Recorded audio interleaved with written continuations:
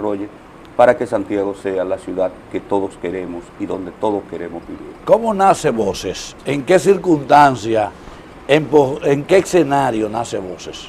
El voluntariado por la seguridad pública nace en el año 2005 y nace a raíz de que un grupo de personas ocupadas y preocupadas por el devenir de la violencia y la delincuencia en nuestra ciudad crea el voluntariado para crear políticas de seguridad y para crear planes y exigir al gobierno central que hubiese mayor inversión en seguridad y en presencia policial y dispositivo en la ciudad de Santiago. Para crear planes y proponerlos, a las instancias necesarias. Sí. Porque de hecho ustedes no tienen facultad para ejecutar planes. Nosotros no podemos, sí, tenemos facultad para ejecutar estudios. Estudios sobre violencia y delincuencia, porque nosotros no estamos llamados a ser un organismo, ni somos un organismo de control ni de vigilancia. Vigilamos al Estado para que cumpla las políticas de seguridad. Correcto. Somos la voz de la sociedad civil que exige al Ministerio Público, a la policía, a la justicia, si no está actuando bien, la labor de nosotros es denunciar aquellos hechos que nosotros entendemos y en base a estudios que no dan con lo que nosotros llamamos la seguridad que queremos tener. En principio se pensó, y se lo pregunto por eso, porque se tenía una idea de que Voces era como una dependencia de la Policía Nacional. Veíamos una vinculación muy estrecha, que debe de existir de alguna manera, pero se dio la impresión de que era una dependencia de la policía. Sin embargo, en algunas ocasiones, cuando ustedes han tenido que asumir una posición responsable de exigencia, lo han hecho. ¿Han podido ustedes desvincular esa imagen? El problema es que, como tú decías, el voluntariado surge. El primer presidente de nosotros fue el señor Carlos Fonder, Carlos Alfredo Fonder Victoria, que hoy dirige el plan estratégico. Luego el señor Marcos Cabral, que es el actual presidente del voluntariado. Nosotros somos un grupo de empresarios que se han dedicado a ver desde el sector privado para exigir al sector público. Se nos vinculó en principio, ¿por qué? Porque desde el inicio y hoy hemos propugnado por la dignificación de la Policía Nacional. Dignificación, educación y cambio en la policía. También tuvimos una participación, nosotros fuimos con fondos propios, que el cuartel que está enfrente de Zona Franca, lo modificamos, le dimos dignidad a los policías que habitan ese cuartel. Dignidad con baño, se hizo todo con un presupuesto y luego se le rindió un informe a todas las empresas que colaboraron para nosotros poder adecuar ese cuartel. Usted dice que usted habla de recursos propios, lo genera la propia institución. Nosotros generamos recursos porque nosotros recibimos donaciones de los miembros del voluntariado, nosotros hacemos actividades para tener nosotros cómo pagar una dirección ejecutiva, para tener un local que lo tenemos en el Centro Comercial Los Jardines, en el tercer nivel. Entonces, para nosotros poder mantener esa estructura, nosotros tenemos nuestros recursos que captamos en base a donaciones, en base a asignaciones y en base a aporte de los propios voluntarios del voluntariado por la seguridad. Asignaciones de instituciones públicas y privadas. Nosotros recibimos del gobierno central cierta donación del presupuesto porque somos una institución ONG que está adscrita al gobierno central para recibir algo de lo que gasta el voluntariado, pero no dependemos única y exclusivamente del gobierno central, sino que nosotros hacemos políticas desde el punto de vista privado, sin tener, y ustedes han visto que cuando nosotros tenemos que exigir y cuando damos nuestras estadísticas, lo hacemos con total independencia, sin estar ligado a ningún organismo del Estado, y cuando lo hemos tenido que apoyar, lo hacemos, pero desde el punto de vista de nosotros, lo que nos interesa es la seguridad en Santiago. Juan Carlos, ¿qué tipo de estudios hacen ustedes de manera puntual? Nosotros nos hemos destacado principalmente porque nosotros llevamos las muertes violentas en la ciudad de Santiago. Nosotros fuimos los primeros que comenzamos a medir estadísticamente los niveles de violencia y delincuencia en la ciudad de Santiago. Se nos ligaba mucho a la policía porque una de las fuentes de las cuales se nutre el voluntariado es precisamente la policía, para nosotros saber cuáles son los hechos que están denunciándose en la policía la Fiscalía y el INASIF. De ahí nosotros sacamos los principales datos para nosotros poder tener estadísticas como las que exhibimos cada 3 meses dentro del voluntariado por la seguridad pública. Esas estadísticas obviamente facilitan entonces las exigencias que ustedes realizan a diversas instituciones. Tenemos que decirle también, cuando se estableció en el 2005 el voluntariado, nosotros comenzó a funcionar lo que era el plan de seguridad democrática o ciudadana. Sí.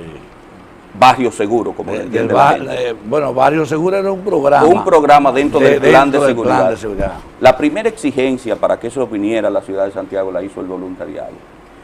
Y se partió, luego de los estudios que ellos hicieron, de los estudios que nosotros teníamos como los voluntariados en aquellos barrios donde había mayor incidencia de la violencia y la delincuencia. Y eso le sirvió en parte, porque fuimos observadores del desarrollo de ese plan. En el 2005, yo quiero que ustedes sepan que las muertes violentas en la ciudad de Santiago eran más que el día de hoy, estadísticamente. Yo lo tengo medido y nosotros lo tenemos medido dentro del voluntariado por la seguridad pública de Santiago. Nosotros también hacemos programas de concientización, de guía de seguridad ciudadana. ¿Qué debe tener el ciudadano en cuenta para no ser víctima de un robo, para no ser víctima de un asalto? Y es educación. Nosotros hacemos también cursos con expertos en seguridad. ¿Para quién? Para los taxistas, para que ellos no se dejen atracar, para que ellos vean cuál es su cliente, cómo se van a comportar. Pero nosotros no lo hacemos nosotros coordinamos esos cursos, traemos un experto y ese experto es quien ayuda. Pero también, ¿y lo financia Voces? Sí. También nosotros hicimos... ¿Y tienen un contacto directo con esas instituciones, con esas organizaciones, con los taxistas, por ejemplo? Nosotros con los taxistas, cuando ellos nos solicitan y nosotros coordinamos el curso. Nosotros también hemos participado con los diferentes barrios, formamos parte de la mesa de coordinación de la política antidroga de la ciudad de Santiago, que preside ahora Domingo de Prat, y también hemos hecho un estudio muy importante en base a encuestas sobre la victimización de robo y asalto en la ciudad de Santiago de los Caballeros. Este fue un estudio que nosotros contratamos 3 consultores, Pedro Vaca, Iván Carrasco y Yulisa Pichardo. Son técnicos muy calificados para este tipo de estudio y nos dio como resultado qué opina la población sobre el Ministerio Público, sobre los jueces, sobre la policía y sobre el Ejército Nacional, cómo se siente cada barrio. Fueron 1.540 encuestas que nosotros practicamos, o consultas, y ese estudio le fue presentado al ministro de la Presidencia, el licenciado Gustavo Montalvo, antes de que se diera a conocer el plan nuevo que está implementando el gobierno. ¿Y cuándo, de qué fecha es eso? Esto recorrió octubre 2011 a octubre 2012 y se dio a conocer en el año 2013. Usted sabe que esos trabajos de investigación es un retrato de un momento determinado. Es decir, sí, lo que fue ayer, esos resultados no necesariamente responden a la realidad de hoy. No responden al día de hoy, pero le digo que nosotros, esos son los planes que nosotros desarrollamos. Ahora nosotros tenemos otras mediciones que debemos hacer anualmente para ver cuál es el parámetro o cuál es el nivel de violencia o delincuencia en determinados sectores. ¿Cuál es, en términos generales y en breve explicación, sintetizado, cuál es la opinión sobre de la mayoría de los consultados? Mire, hay diferentes tipos de opiniones, porque usted se puede preguntar es cómo se siente el ciudadano, qué nivel de seguridad siente el ciudadano en su sector y qué nivel de seguridad siente el ciudadano cuando sale de su sector. Ejemplo, cuando usted vive en el barrio X, usted siente un 60% de seguridad dentro de su sector. Usted se siente en su entorno seguro. Sí. Si sale de su entorno, ya es un 30%. Eso es lo que refleja. Eso refleja eso. Refleja también, porque nosotros lo hicimos, qué ha hecho la ciudad o los ciudadanos de Santiago para sentirse menos inseguros. Ustedes se dan cuenta que antes no existían las rejas en los colmados. Usted va a los colmados y están enrejados. Se han estado implementando las rejas. Las rejas. En unos sectores más que en otros. Más que en otros. ¿Para qué? Para evitar ser atracados. Y por eso sale y se refleja en ese estudio. En ese estudio también se refleja que hay parte de barrios que la policía no entra. Y eso lo refleja ese estudio. Que no entra. Que no entra por temor a la delincuencia que vive ahí. Por temor a enfrentar la delincuencia. enfrentar esa delincuencia. Hay una pregunta muy jocosa que salió a uno de los encuestadores y no voy a revelar nada. Le pregunta a un señor de los encuestados, mire, ¿y por aquí consumen droga? Dice, no, por aquí no se consume droga. Que la venden, No. Dice, por aquí no se consume droga. Dice, ¿cómo que no se consume droga? Dice, no, yo no se la vendo, los muchachos por aquí no tienen dinero. Entonces, esas son las cosas que uno mira en este tipo cuando uno hace el cara a cara con el pueblo. O sea, el narco fue consultado. Fue consultado, sí. Fue encuestado. Fue consultado. Porque eso es lo que te da cuando tú haces un estudio de esta A naturaleza. mí me interesa, me agrada escucharlo, Juan Carlos, porque ciertamente no hay manera de planificar si previamente no se hace estudios y se tienen estadísticas. La percepción no necesariamente responde a la realidad. Y cuando escuchamos al jefe de la policía, al jefe de la Dirección Regional Cibao Central, al mismo Voce, en algunas ocasiones decir que ha descendido, hay mucha burla hacia afuera, pero ciertamente hay mecanismos para medir. Se establece una proporción de los casos en función de la población en la que está siendo medida. Y por eso es que se refleja a niveles de realidad. Sin embargo, usted me dice que la mayoría de esos estudios están hechos y sustentados en base a estadísticas de instituciones. O sea, ustedes recogen los casos que se reportan a la policía, ¿verdad? Los casos que se reportan a la Fiscalía y a diferentes instituciones. Y al INASIF. Pero hay muchos que no se reportan. Y nosotros no lo podemos medir porque para que sea algo científico, claro, usted tiene que medirlo. Porque nosotros no podemos salir a hablar lo que yo creo o lo que yo percibo. ¿Por qué? Porque nosotros somos un organismo que nos caracterizamos por dar unas estadísticas. A veces la gente quiere oír lo que nosotros no hemos medido. Nosotros podemos decir única y exclusivamente lo que nosotros medimos con pruebas y los graficamos y se lo entregamos para que pueda ser contactado por ustedes y por cualquiera que tenga Por eso interés. se establece rigurosidad científica en el proceso. Sí. Y esto lo planteo porque es bueno aprovechar la oportunidad para reclamar de las víctimas de atracos y de robos que puedan asistir a las instancias correspondientes, porque hay que registrar ese número. Porque ese número pudiera estar contribuyendo a despertar entonces y real y efectivamente planificar acciones contundentes para enfrentar la delincuencia y la violencia que azota a la sociedad dominicana en este espacio, a Santiago de los 30 Caballeros. Juan Carlos, vamos a degustar del mejor café del mundo, el Café Santo Domingo. Me imagino que Voces, cuando se reúne para planificar, tiene que brindar el mejor café del mundo. Gracias, Omara. Gracias. El sabor que comienza en el aroma. Muchas gracias. Salud. Vamos a la pausa. Conversamos con el secretario.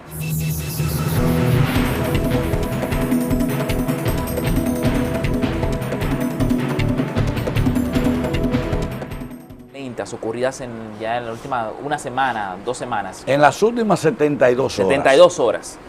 Y nos gustaría ver qué cifras tienen sobre muertes violentas en Santiago. La última. La última medición. La última medición. Miren, ¿y de qué fecha? Nosotros, como voluntariado, trimestralmente es que damos a conocer las estadísticas, porque tenemos que tabularlas, tenemos que recopilarlas, y la última medición que nosotros tenemos es hasta el 30 de julio. Los primeros 6 meses que va del año. En el 2013, en los primeros 6 meses, se produjeron 94 muertes violentas en la ciudad y los municipios de ¿Muerte violenta? Violenta es la que se reporta, muertes violentas. Hay muertes de esas que pueden ser pasionales, pero son violentas. Sí. Nosotros todavía no hemos podido segmentarla, que sería un trabajo maravilloso. Sí. Tenemos la estructura para hacerlo, pero donde pudiéramos tener esas informaciones a veces pasionales, muy difícil llegar. Por riña, por por hecho de atracos. Sí, y la otra es que en este año van 106 muertes violentas en el primer En el semestre. mismo periodo. En el mismo O sea, periodo. que hay un aumento. Hay un aumento. Entonces, si ustedes ven, nosotros hacemos una medición de cómo va, cuánto ocurrió en enero, febrero, marzo. En febrero del 2013, solo 7. En febrero de este año, 14. En julio del 2013, 14. En julio de este año, 17. ¿Cuál ha sido el mes más violento en Santiago, según esa estadística, en este año? Marzo. ¿Y cuál fue, Y julio. ¿Y cuál fue el peor del año pasado? El peor del año pasado fue abril de ese semestre. Entonces, pero que son estadísticas que, no, tú ves, se van moviendo, como ustedes dicen. Claro. Y es que a veces ocurren hechos que desbordan los niveles de comunicación dentro de nuestra ciudad. Pero nosotros también tenemos la eso, facultad. que desbordan. El problema es, por ejemplo, cuando aquí ocurre un hecho a una persona notoria, Sí. eso desborda Sí, los sí, límites sí. de comunicación. Sí. Nosotros tenemos que la muerte violenta que le Bueno, ocurrió crean mayor al percepción. doctor, A a TEN. un médico, Sí. a TEN, es un médico, eso por supuesto se conoce en el país entero, se le da mucha cobertura. ¿Por qué? Por a quién le sucedió esa muerte violenta.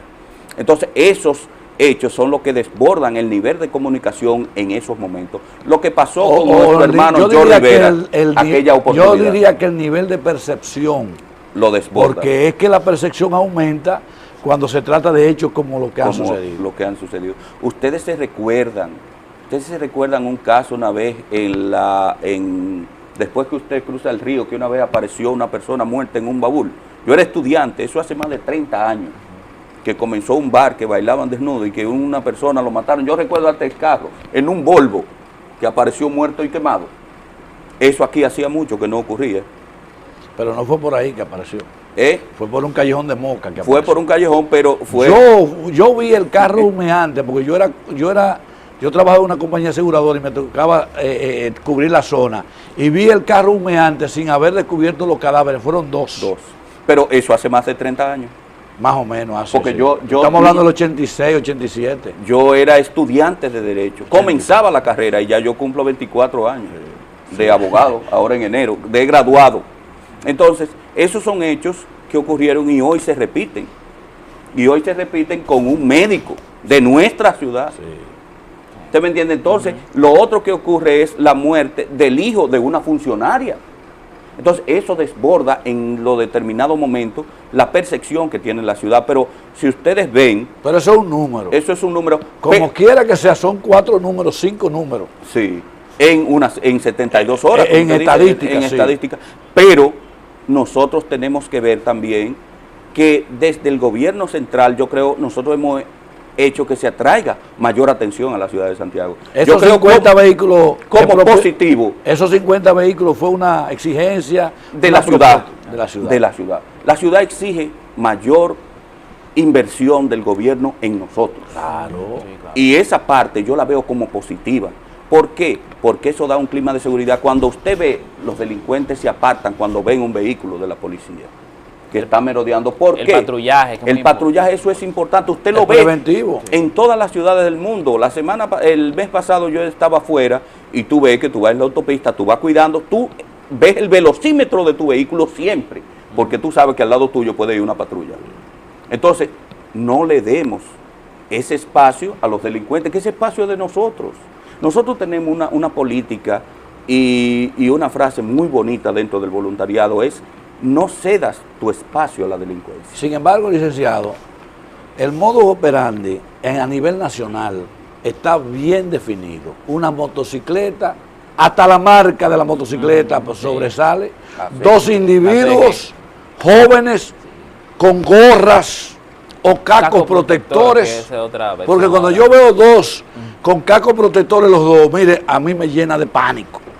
Cuando yo advierto cerca de mí dos cerca de mi vehículo, también me pongo un poquito, eso es parte de las dificultades emocionales que vivimos a partir de una realidad. Sin embargo, la policía como que no lo detecta. Usted ve a veces patrullas policiales que están fiscalizando, pero entonces detienen al delivery del colmado, detienen al obrero que va a trabajar carpintería pero no detienen a los individuos que andan armados. Una de las preocupaciones del voluntariado por la seguridad pública lo constituye la ley de tránsito. Nosotros tenemos en nuestro país un organismo especializado para ese tipo que se llama AMET. Y nosotros sí le pedimos al director de AMET, al general, que se ocupen más sus policías de dirigir el tránsito y de vigilar el tránsito, no solo de un organismo de multas. Ellos se paran en una esquina, lo mismo de siempre, a poner una multa. Eso es fiscalizar. A fiscalizar, a buscar dinero. Ese no es el papel de AMET. Fundamental no. Nosotros, una de las causas que la sociedad y nuestras ciudades se sientan más inseguras precisamente es que la Autoridad Metropolitana de Transporte no está dirigiendo el tránsito como debe hacerlo. Viabilizándolo, y la gente hace estacionamientos imprudentes y no pasa nada. No cede el paso cuando tiene que hacerlo y no pasa nada. Ocupa el carril de la derecha y no pasa realmente nada. Los carros públicos, que son los que provocan más ese tipo de hechos, pero también privados, pero mayormente los públicos. Los públicos y te irrespetan. Claro. Y tú te sientes violentado y si tú por casualidad osas pararte, se paran 5 de ellos con bate en las manos, entonces la vida vale más. Exacto. Y el ciudadano que paga sus impuestos, que cumple con los reglamentos, lo que ha optado es por sentirse más inseguro cuando ve que ese tipo de gente no son perseguidos. Ustedes están recomendando la aplicación de la ley 241 de tránsito porque ustedes entienden que en tránsito genera más violencia. El desorden genera violencia. El desorden, ¿por qué? Porque usted siente que no se está aplicando la ley. ¿Y cómo se aplica la ley? Ustedes se recuerdan cuando comenzó a que todo el mundo andaba con su cinturón, no se atrevía a pasar una luz roja, no se atrevía cuando, yo recuerdo esos giros a la derecha, nadie se ponía, ahora nadie lo respeta. Y ahí como tú ves el irrespeto, así mismo tú dices, yo puedo hacer esto. Otra cosa que ustedes ven es cuando la policía, cuando se somete a un delincuente. Ustedes ven todas las tramas. El sistema judicial no funciona. El sistema judicial no funciona, dígalo. Debe cambiar. Debe cambiar. Yo no digo que no funciona. Yo no digo que no funciona. Funciona para algunos, pero debe, por favor, mejorar. Ayer nosotros teníamos un caso precisamente en nuestro ejercicio privado de la profesión, donde se hace una acusación y luego las pruebas no aparecen. ¿Quién es el responsable? Ministerio Público. Ministerio Público. Entonces, esas son las cosas que no deben estar ocurriendo en la ciudad de Santiago. Pero además, en el país. Además, ¿cómo es posible que en reiteradas ocasiones, hoy la prensa recoge el decomiso de una droga y apresa a un individuo y cuando identifica el individuo estaba preso por droga, por otro alijo, en el 2012, que debió haber estado cumpliendo condena? ¿Dónde falló el sistema judicial? Claro. La sanción no lo excluyó. Y el individuo cuando comete una acción delictiva y no es sancionado, eso lo estimula. Claro, y estimula al vecino. Claro, y al amigo, decir, este sale. Pero este sale. Vamos como en los barrios cuando tú ves que uno tiene un punto de drogas y se mantiene libre y progresando. Alguien sin futuro, ¿qué va a hacer? Va a seguir pero yo voy a seguir el ejemplo de este. El ejemplo de ese. Eso es se que, debe. mire, es que los delincuentes están organizados. Sin embargo, la población no nos organizamos y no cohesionamos nuestras medidas. ¿Cómo? Si hay un grupo que roba, ellos tienen su sociedad. Si yo caigo preso, tú le pagas al abogado para que me saque.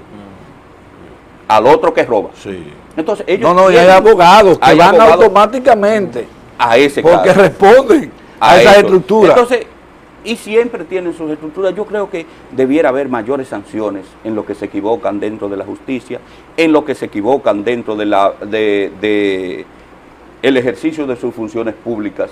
Debiera haber un mayor seguimiento y mayor sanción para que la población le dirijamos un mensaje claro.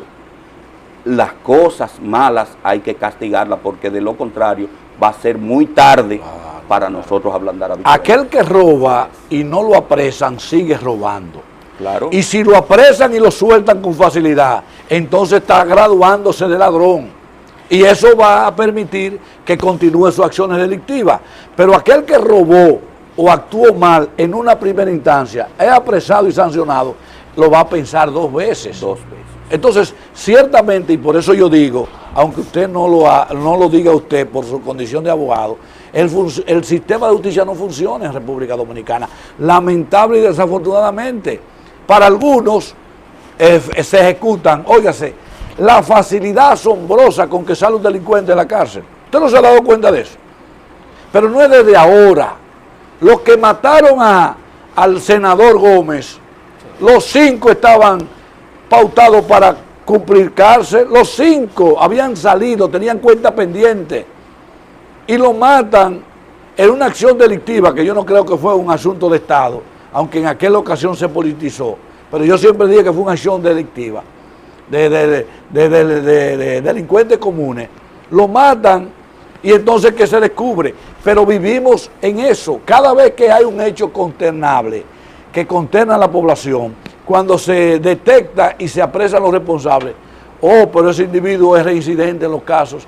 Y esa reincidencia, que por eso yo creo necesario la reforma del Código Penal, tiene que ser sancionada la reincidencia para poder desestimular los hechos de violencia y criminalidad que vivimos. Ahí yo estoy de acuerdo, y si usted se pone a ver, nosotros como voluntariado y también con la Asociación de Egresados de la Pontificia Universidad Católica Madre y Maestra del Departamento de Derecho, hicimos un congreso el año pasado.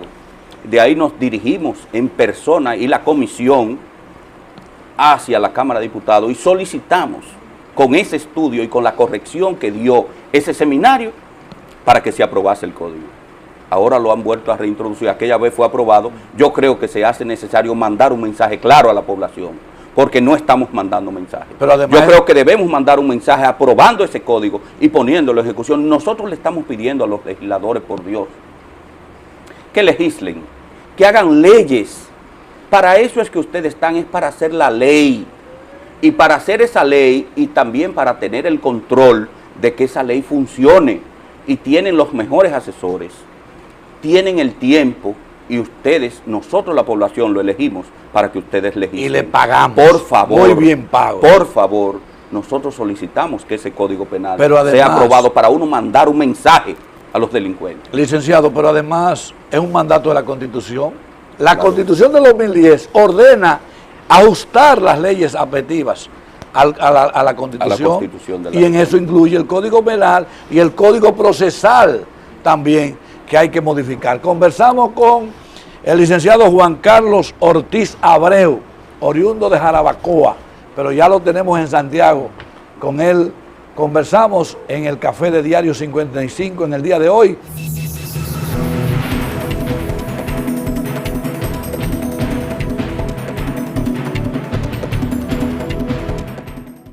Creo que hay una información sobre cómo ha cambiado el estilo de vida de las personas debido a los hechos de delincuencia.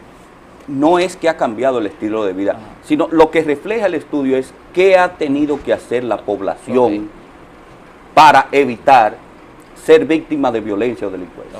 Eso es un cambio. Número uno, ya la gente no sale con prenda a la calle. Número dos, de noche la gente no sale. No, yo soy más viejo que tú. Cuando yo llegué a Santiago, yo vivía en una pensión, pero yo subía de las nubes, que era como se llamaba la discoteca del hotel Camino Real, hacia la pensión al lado de Ucamaima, caminando a pie a las 2 y a las 3 de la mañana. Por la calle El Sol. Solo, tranquilito. Eso no se usa en la ciudad de Santiago, ni en el país. Ya nadie anda caminando solo y de noche. Los amigos míos, me recuerdo, el hijo del doctor Valle, Juan Ernesto Valle, que vivían allá al lado de la quinta de Pontezuela. Él me decía que él iba del Country Club, donde está hoy la ferretería Ochoa, en la avenida Inver, hasta Pontezuela, caminando cuando salía de la fiesta del country. Eso es lo que hemos perdido y eso es lo que refleja el estudio. Otra de las cosas que han hecho es, otros se han contratado seguridad, otros han tenido que enverjar. Ustedes ven que ya no existen las casas parecen fortalezas, por las verjas y los hierros que han tenido que ponerle para evitar ser víctima de robo o asalto. Y en plena luz del día tú tienes que cerrar la puerta principal de tu casa. Otra cosa que han hecho es, cuando tú sales de noche, tú has dejado de salir y de parquear tu carro. Porque si tú andas en una jipeta Toyota, te les roban los centros y te les roban los espejos cuando no la pueden cargar. Sí. Entonces, eso es lo que refleja el estudio. Y eso es lo que nosotros Pero refleja exigimos. también una ausencia de patrullaje. de patrullaje. Por eso es que le decía ahorita que me siento orgulloso de esas 50 camionetas patrullando. Y queremos más motores, y queremos más, pero eso lo queremos con vigilancia y seguimiento. Y que se premie al policía que tenga ese vehículo en mejor cuidado. Porque hay que incentivar la buena conducta. Eso no basta, licenciado. Tenemos que trabajar no solamente con la dignificación del policía o de sus agentes, sino con la preparación, con la educación, de ellos, con la educación. Y cuando hablamos de mejorar las condiciones de vida de los policías, tenemos que hablar fundamentalmente de salario. Es que le estamos exigiendo demasiado a un agente policial que lo que gana son 4.000, 5.000 pesos y que está sujeto a perseguir a un delincuente que anda con millones de pesos en los bolsillos. Es decir, cuando una de nuestras patrullas detiene un motorista, de esos delincuentes que andan ahí, y andan armados, el motorista, antes de que le pidan la documentación y lo revisen, le pasa 500 pesos al policía, y el policía lo ve grande, y no lo revisa. A eso se debe la situación de que 500 pesos es el salario de 2 días de un policía. 2 días de un policía. Entonces, eso hay que cambiar. Que no lo gana ni siquiera un haitiano, un nacional haitiano, en el labor de la construcción, que cobra 500 pesos diarios. Entonces, yo creo, y siempre he propugnado, dignidad de la policía, pero una dignidad integral.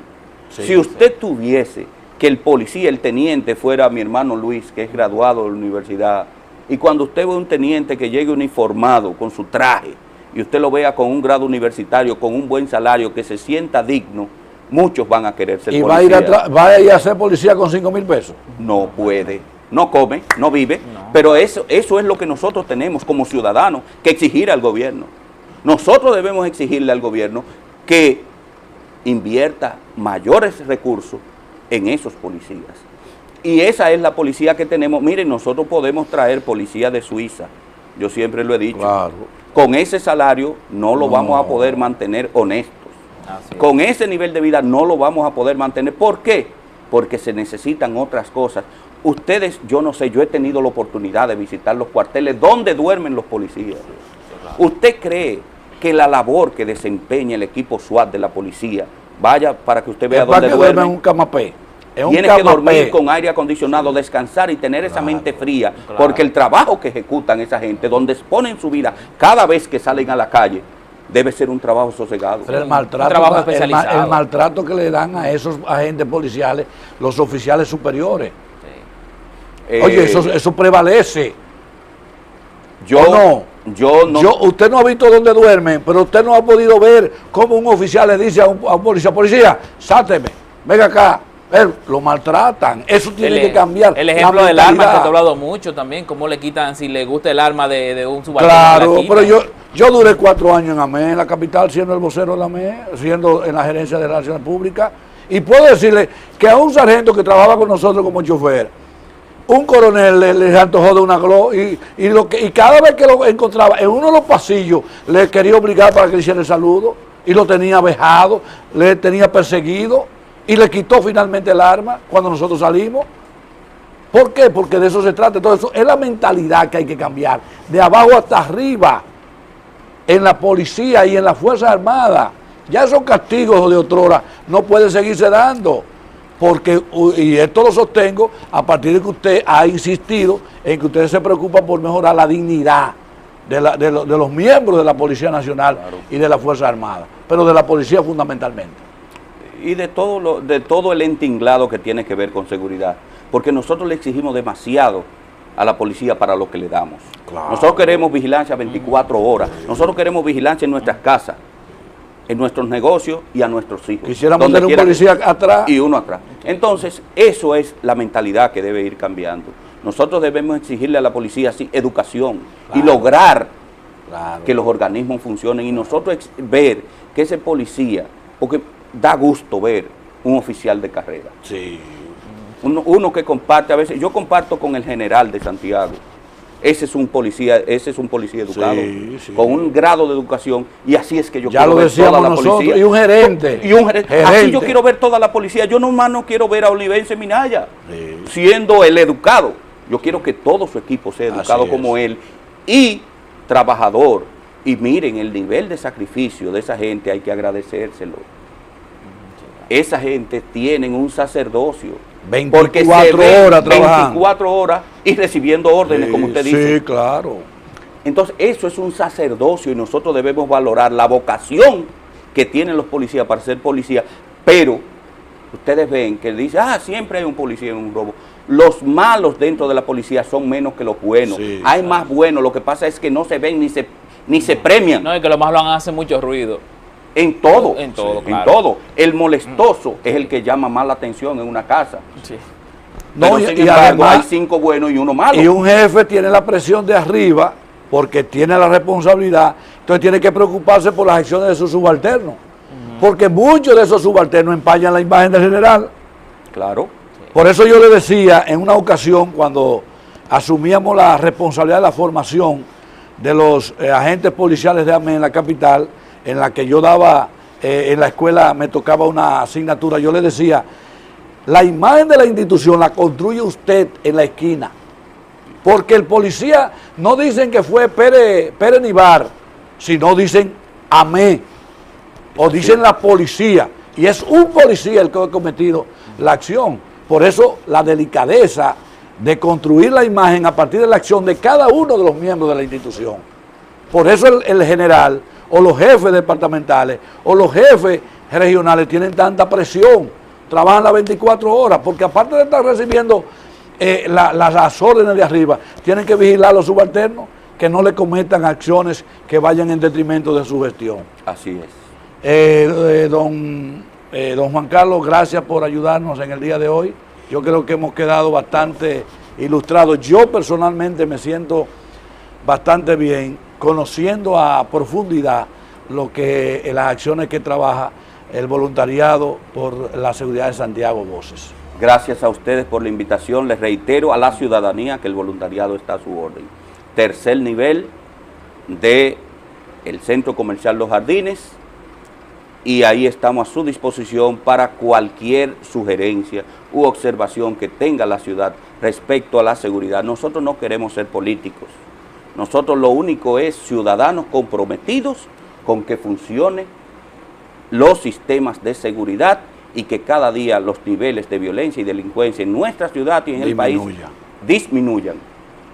Eso es lo que nosotros vamos a propugnar en cualquier lugar donde nosotros nos encontremos. Yo llamo a los demás a que asuman su rol y su responsabilidad de denunciar lo que está mal hecho. No se hagan cómplices de lo mal hecho. No se lo dejen solo a los comunicadores.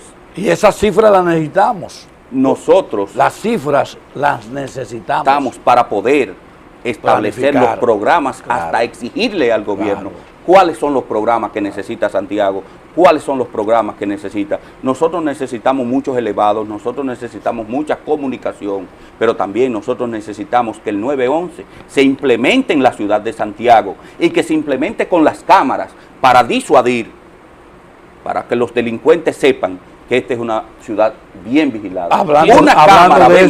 Las cámaras no duermen. Hablando de los eso, ciudadanos hablando de eso, 911 se prometió para agosto y estamos en 4 de septiembre. ¿Ustedes como institución tienen alguna información de cuándo podría ser implementado en Santiago? Nosotros tenemos la misma información que ustedes. Exigimos al gobierno cada vez que tenemos la oportunidad de que venga el 911 integral. Ya vinieron 50 camionetas. Yo quiero las cámaras, yo lo quiero integrar. Todo, que venga todo ya de una vez. Y nosotros los ciudadanos entonces convertirnos en vigilantes para que eso funcione. Llamando al 911 y de manera responsable. Y recibamos la respuesta inmediata del organismo que tenga que ver. Competente, así es. ¿Cuándo podamos tener la última de las trimestral? Al final de este mes de septiembre damos la otra estadística y luego la otra en diciembre. Nosotros albergamos la esperanza de que usted nos haga llegar esas estadísticas, porque en base a esas estadísticas que podemos hacer una comunicación objetiva. Así mismo es. Reitero el agradecimiento a nombre nuestro y del voluntariado por la seguridad pública de Santiago. Muchas gracias y hasta aquí Diario 55, la diferencia.